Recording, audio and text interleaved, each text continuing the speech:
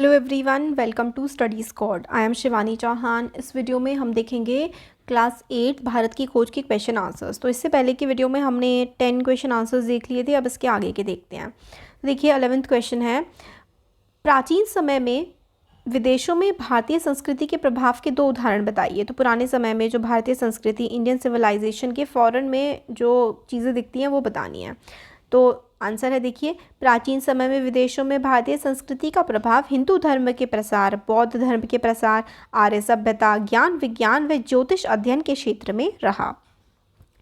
तो किस किस चीज़ में हमारा जो बौद्ध धर्म था हमारे देश का वो फैला, आर्य सभ्यता, हमारी जो सिविलाइजेशन थी, हमारा जो नॉलेज थी, साइंस थी, है ना, एस्ट्रोनॉमी, एस्ट्रोलॉजी, ये सब वहाँ पर बाहर गई थी।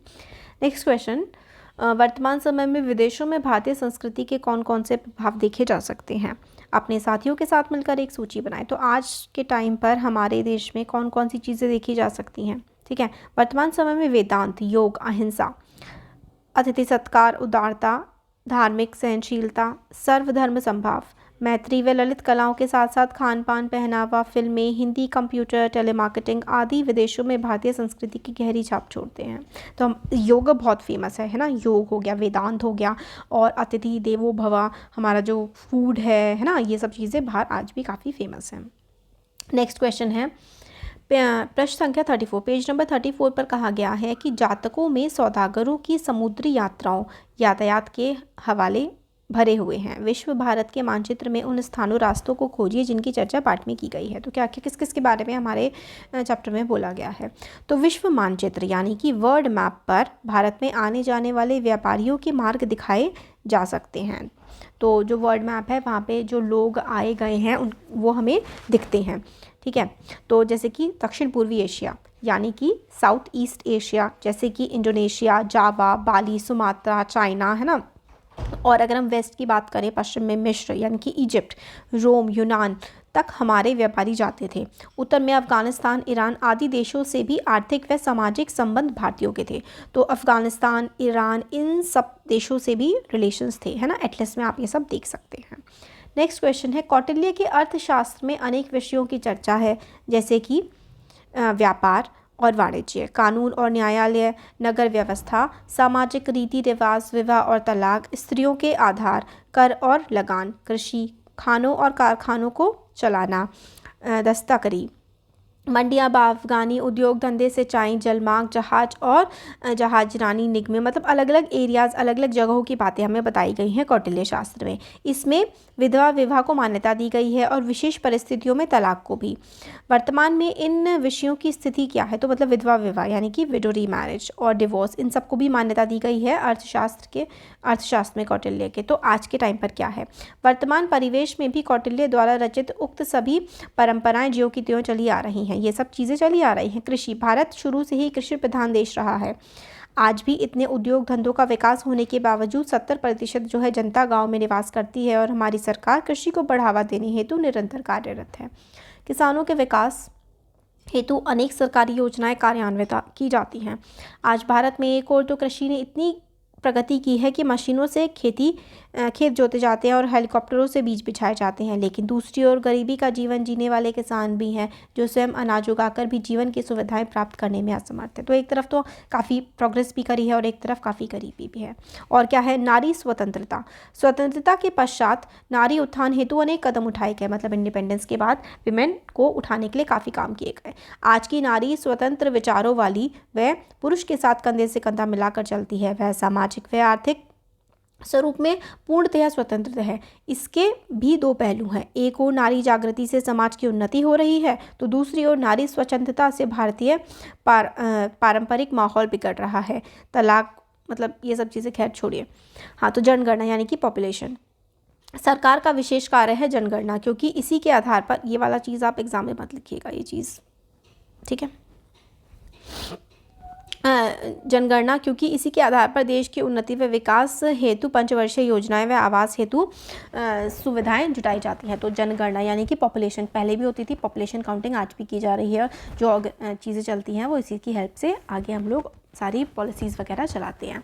नेक्स्ट क्वेश्चन है, आज़ादी से पहले किसान की समस्या निम्नलिखित थी। गरीबी, कर्ज, निहित स्वार्थ, ज़मींदार महाजन, भारी लगान और कर, पुलिस के अत्याचार। आपके विचार से आजकल किसानों की समस्याएं कैसी हैं? तो पहले ये सब समस्याएं थी, आज के वर्तमान में किसानों में जागृति आई है, मतलब लोगों को, किसानों को समझ में आने लगी हैं बाकी चीज़ें। प्रकृति व अन्य आपदाओं हेतु फसलों का बीमा भी होने लगा है। मूल्य निर्धारण मतलब MRP फिक्स की जाती है, MSP दिया जाता है। सरकार द्वारा सरकार खरीदती है। महाजनी सामंती सभ्यता का अंत, सरकार की ओर से कदम कि कम दर पर ऋण यानी कि लोन भी दिए जाते हैं गवर्नमेंट के द्वारा। ज़मींदारी प्रथा जो है वो ख़त्म हो गई है। सिंचाई के साधनों का विकास हुआ है, यानी कि इरिगेशन, पानी दिया जाता है खेतों को। ये सब सुविधाएं किसानों को मिली हैं, लेकिन फिर भी किसानों का एक बड़ा भाग आज भी गरीब है। कर्ज और गरीबी, दरिद्रता का जीवन बिता रहा है, क्योंकि कई किसान तो इन सुविधाओं के प्रति सचेत नहीं। दूसरा, दूर दराज के गाँव में आज भी ये सुविधाएं उपलब्ध नहीं है। तो बहुत सारी फैसिलिटीज़ आज भी गांव में और काफ़ी दूर दराज के जो एरियाज़ होते हैं हमारे गांव के, वहाँ पर अवेलेबल नहीं है। नेक्स्ट क्वेश्चन है, सार्वजनिक काम राजा की मर्जी के मोहताज नहीं होते, उसे खुद हमेशा के लिए तैयार रहना चाहिए। ऐसा कौन कौन से सार्वजनिक कार्य हैं जिन्हें आप बिना किसी हिचकिचाहट के करने को तैयार हो जाते हैं? सार्वजनिक काम, ठीक है, जो हमें डेली मर्रा के काम। तो इस बात को झुटलाया नहीं जा सकता सॉरी, कि सार्वजनिक काम राजा की मर्जी मतलब अथॉरिटी की मर्ज़ी से नहीं होते हैं। सार्वजनिक काम जो डेली यूज़ की चीज़ें हैं उन्हें हमें खुद करने को तैयार होना चाहिए, क्योंकि राजा या सरकार का कर्तव्य है कि वह अपनी प्रजा या जनता को सभी सुविधाएं प्राप्त करवाएं। जैसे आसपास के क्षेत्र की सफाई हम खुद कर सकते हैं, वृद्धाश्रमों में जाकर लोगों की सेवा कर सकते हैं, अस्पताल में मरीजों की देखभाल की जा सकती है, गरीब बच्चों व परिवारों हेतु सुविधाएं जुटाई जा सकती हैं, लोगों को सड़क के नियम पालन करने के लिए प्रेरित किया जा सकता है, वृक्ष लगाए जा सकते हैं, है ना। इसके अतिरिक्त बड़े लोगों द्वारा नेत्रदान, रक्तदान, चिकित्सा, शिक्षा व्यवस्था, नारी उत्थान, बाल श्रम, विधवाश्रम, अनाथालय आदि हेतु के लिए भी कार्य किए जा सकते हैं। तो ये सारे काम भी हम लोग बिना सरकार की मदद से कर सकते हैं। नेक्स्ट क्वेश्चन है, महान सम्राट अशोक ने घोषणा की थी कि वह प्रजा के कार्य और हित के लिए हर स्थान पर हर समय हमेशा उपलब्ध है। हमारे समय के शासक लोक सेवक इस कसौटी पर कितना खरा उतरते हैं? तर्क सहित लिखिए। तो सम्राट अशोक जो थे वो कहते थे कि वो अपने लोगों के लिए हमेशा अवेलेबल हैं। आज के जो नेता हैं वो क्या कितने अवेलेबल हैं? तो आंसर है, देखिए सम्राट अशोक ने घोषणा की थी प्रजा के लिए हमेशा तैयार रहेंगे। ऐसा कहने पर उन्होंने इस हेतु प्रयास भी किया, लेकिन आज के नेताओं की कथनी और करनी में बहुत अंतर है। आज के नेता जो कहते हैं और जो करते हैं उनमें बहुत अंतर है। आज के शासक धन लोलुप, भ्रष्टाचारी, पश्चिमी सभ्यता का अनुसरण करने वाले देशद्रोही हैं। उपवाद स्वरूप ही ऐसे नेता मिलते हैं जो जनता के संरक्षक और हित चिंतक हो। तो मतलब देशद्रोही वाला शब्द तो हटा देना। खैर, मतलब आज के नेता तो जो कहते हैं और जो करते हैं उन चीज़ों में तो ज़मीन आसमान का अंतर होता है। तो अशोक सम्राट जैसे तो नेता आज के नहीं बचे हैं तो बहुत ही कम हैं। नेक्स्ट क्वेश्चन है, औरतों को पर्दे में अलग थलग से सामाजिक जीवन के विकास में रुकावट आई, कैसे?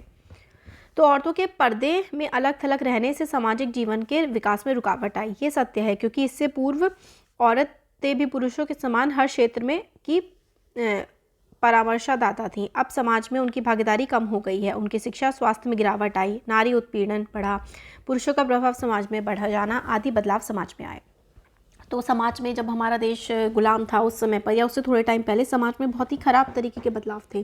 जैसे कि हमारे देश में पहले ज़माने में औरतों को पूरा सम्मान दिया जाता था, बट 500-600 साल पहले ये सब चीज़ें पर्दा प्रथा, जब बाहर से आतंकवाद, बाहर से जो हमलावरी आए हमारे देश में, उसकी वजह से पर्दा प्रथा हमारे देश में आई, तो उससे औरतों का जीवन काफ़ी मुश्किल हो गया और औरतों का सम्मान भी काफ़ी कम हुआ था पर्दा प्रथा की वजह से।